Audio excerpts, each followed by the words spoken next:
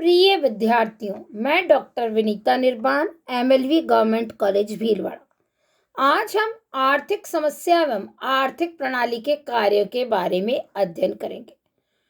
अर्थव्यवस्था के प्रत्येक स्वरूप में कुछ मूलभूत आर्थिक समस्याओं का सामना करना पड़ता है, चाहे पूंजीवादी अर्थव्यवस्था हो या समाजवादी अथवा मिश्रित अर्थव्यवस्था।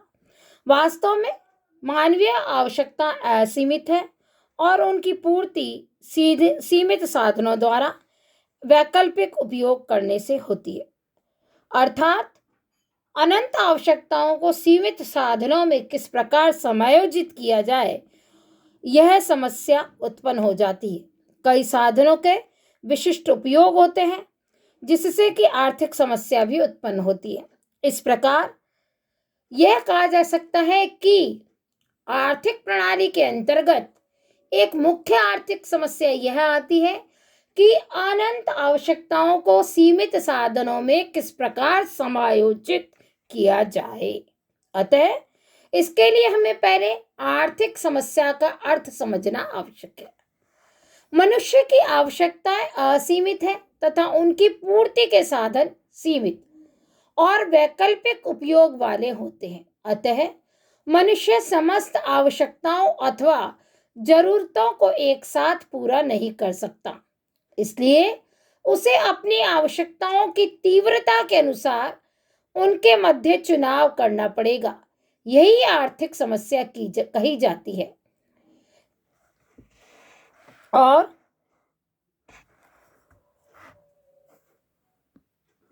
उत्पादन के क्षेत्र में भी प्रत्येक समाज को साधनों की सीमितता को ध्यान में रखते हुए इस बात का चुनाव करना पड़ता है कि किन वस्तुओं का उत्पादन किया जाए और कितना उत्पादन त्याग दिया जाए।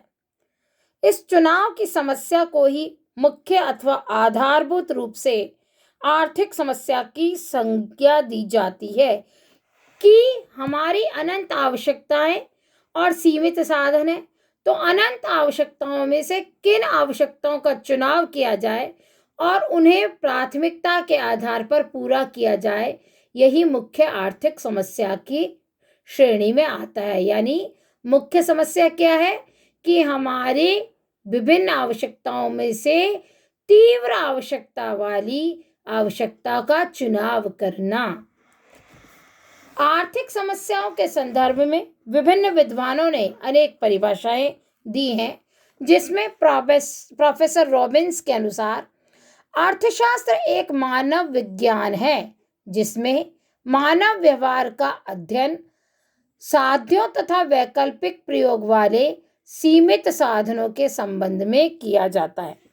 अर्थात इसके अंतर्गत क्या मुख्य बात है कि मानव अपने व्यवहार के द्वारा सीमित साध्यों और वैकल्पिक प्रयोग वाले सीमित साधनों में किस प्रकार सामंजस्य बैठाता है। नेक्स्ट है प्रोफेसर मार्शल के मतानुसार अर्थशास्त्र मानव के साधारण व्यावसायिक जीवन संबंधी क्रियाओं का अध्ययन है। यह व्यक्तिगत एवं सामाजिक कार्यों के उस भाग की जांच करता है जिनका कल्याण के भौतिक साधनों की प्राप्ति एवं उपभोग से घनिष्ठ संबंध होता है। अर्थात इसके अंतर्गत हम ये कह सकते हैं कि व्यक्ति उन सभी कार्य भाग की जांच करता है जिसका कि कल्याण के भौतिक साधन और उपभोग दोनों में ही घनिष्ठ संबंध हो। उपयुक्त आधार पर यह कहा जा सकता है कि अर्थशास्त्र एक सामाजिक विज्ञान है जो वैकल्पिक प्रयोग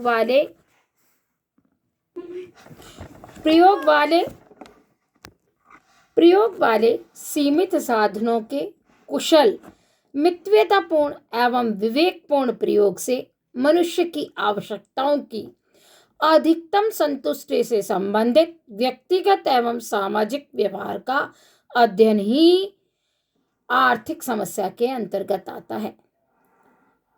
स्पष्ट है कि यदि सीमितता अथवा दुर्लभता नहीं होती तो कोई आर्थिक समस्या ही उत्पन्न नहीं होती, लेकिन साधनों की सीमितता होने पर प्रमुख समस्या साध्यों अथवा असीमित आवश्यकताओं के साथ दिए हुए साधनों का तालमेल बैठाना ही नहीं है, अपितु साधनों का विकास भी करना है, जिससे कि परिवर्तनशील एवं बढ़ती हुई आवश्यकताओं को पूरा किया जा सके।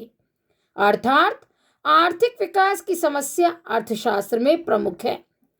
अन्य शब्दों में हम यह कह सकते हैं कि आर्थिक समस्या केवल वर्तमान में साधनों के वितरण की समस्या नहीं है, अपितु भविष्य में साधनों के आर्थिक विकास या वर्धन तथा उनके वितरण की समस्या भी है। इस प्रकार आर्थिक समस्या के उदय अथवा विकास के कारण अथवा आर्थिक समस्या के आधारभूत तत्व क्या हैं, इसका अध्ययन हम करेंगे। मनुष्य की आवश्यकताएं अनंत है, किंतु साधन सीमित है, अतः इनके मितव्यतापूर्ण प्रयोग की समस्या उत्पन्न हो जाती है। आर्थिक समस्या यह है कि जिसके अंतर्गत वैकल्पिक प्रयोग वाले सीमित साधनों की आवश्यकताओं की तुलना में सापेक्षिक सीमितता के कारण चयन करने तथा निर्णय लेने की समस्या उत्पन्न होती है। साथ ही साथ न केवल वर्तमान में साधनों के विवेकपूर्ण आवंटन एवं प्रयोग की समस्या है, वरन भविष्य में बढ़ती हुई एवं बदलती आवश्यकताओं के अनुरूप साधनों के विकास एवं आवंटन की समस्या भी प्रमुख है। इस प्रकार आर्थिक समस्या के उदय होने के कारण निम्नलिखित हैं। प्रथम है अनंत आवश्यकताएं।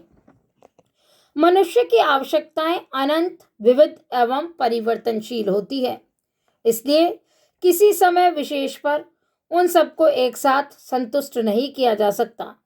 मनुष्य की ये सभी आवश्यकताएं समान तीव्रता वाली नहीं होती है, अतः मनुष्य को चुनाव करना पड़ता है कि किन आवश्यकताओं को पहले संतुष्ट किया जाए तथा किन को बाद में। नेक्स्ट है साधनों की सापेक्षिक सीमितता।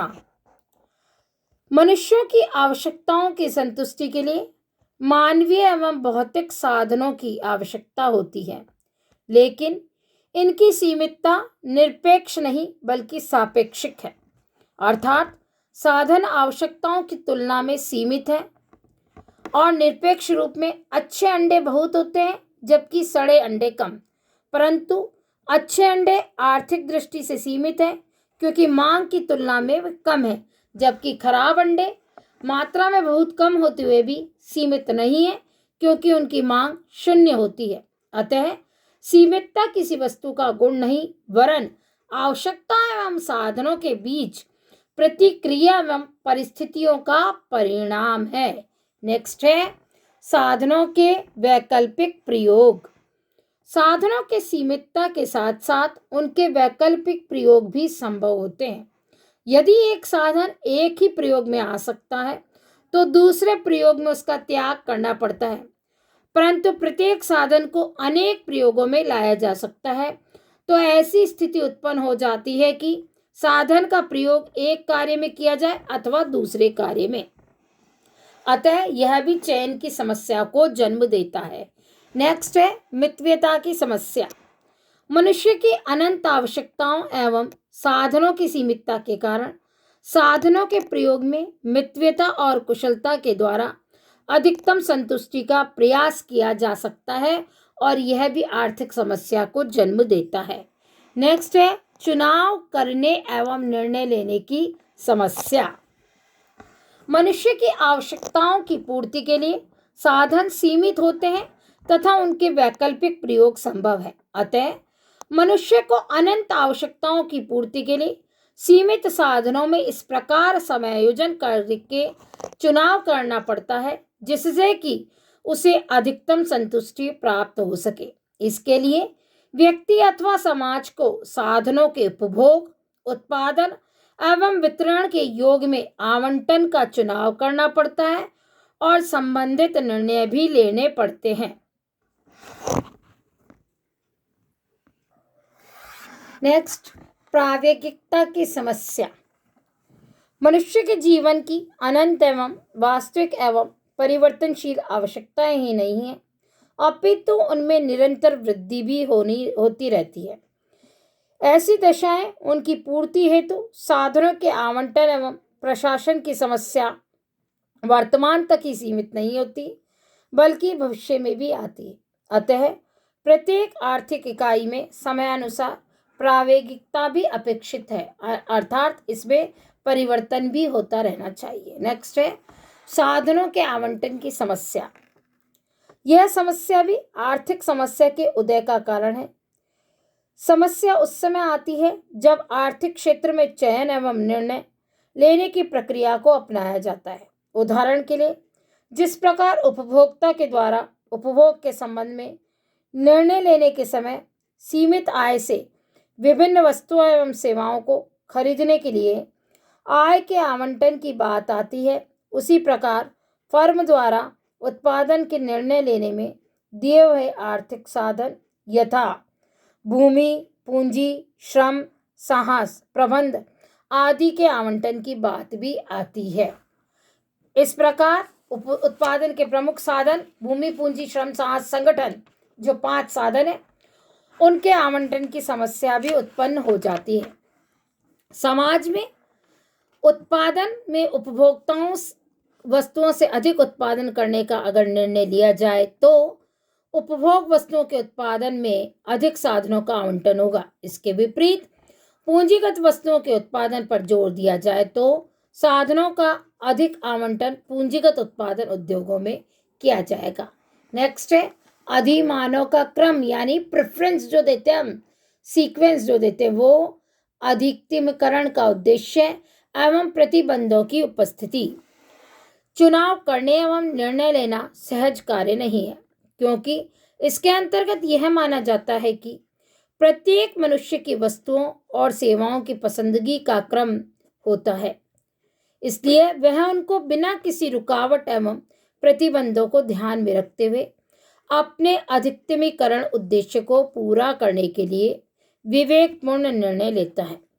फॉर एग्जाम्पल, उपभोक्ता तो अपनी संतुष्टि को अधिकतम करेगा, जबकि उत्पादक विक्रेता फर्म अपने लाभ को अधिकतम करेगी और उत्पादन के साधन अपने पारिश्रमिक को अधिकतम करेंगे।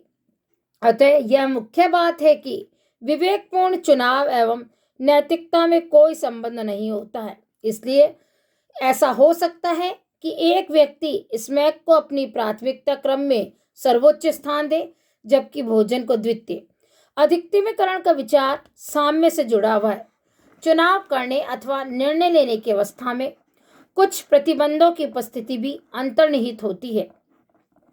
उद्देश्य के अधिकतमकरण के मार्ग में अनेक सीमाएं भी हैं, जैसे उपभोक्ता द्वारा अधिकतम संतुष्टि प्राप्त करने के लिए अज्ञानता, फैशन, रीति रिवाज अथवा सीमित क्रय शक्ति आदि का प्रतिबंध रहता है, जबकि उत्पादक एवं विक्रेता फर्म को क्रेताओं की रुचि, क्रय शक्ति, उत्पादन की तकनीक एवं साधनों की उपलब्धता आदि इसमें मुख्य है। इसी प्रकार संपूर्ण समाज की दृष्टि से अधिकतम आर्थिक कल्याण समाज के उत्पादन क्षमता, प्रभावपूर्ण मांग एवं उत्पादन को प्रभावित करने वाले तत्वों आदि प्रतिबंधों द्वारा निश्चित होगा। नेक्स्ट है आर्थिक विकास एवं वृद्धि की समस्या। चुनाव करने एवं निर्णय लेने की समस्या न केवल वर्तमान तक ही सीमित है, वरन भविष्य में भी आती है। इसके अनेक कारण हैं, जैसे कि समय की गति के साथ साथ आवश्यकताओं के बढ़ने एवं बदलने की प्रकृति या प्रवृत्ति, नए विचारों, नई घटनाओं तथा नए संबंधों के कारण बदलती एवं बढ़ती आवश्यकताओं की पूर्ति के लिए भविष्य में साधनों की मात्रा में विकास एवं वृद्धि की समस्या बन जाती है। इसलिए समाज की प्रत्येक आर्थिक इकाई को भविष्य में आर्थिक समस्या एवं वृद्धि के बारे में निर्णय लेने ही पड़ते हैं। आगामी व्याख्यान में हम आर्थिक समस्या की उत्पादन संभावना वक्र द्वारा व्याख्या का अध्ययन करेंगे।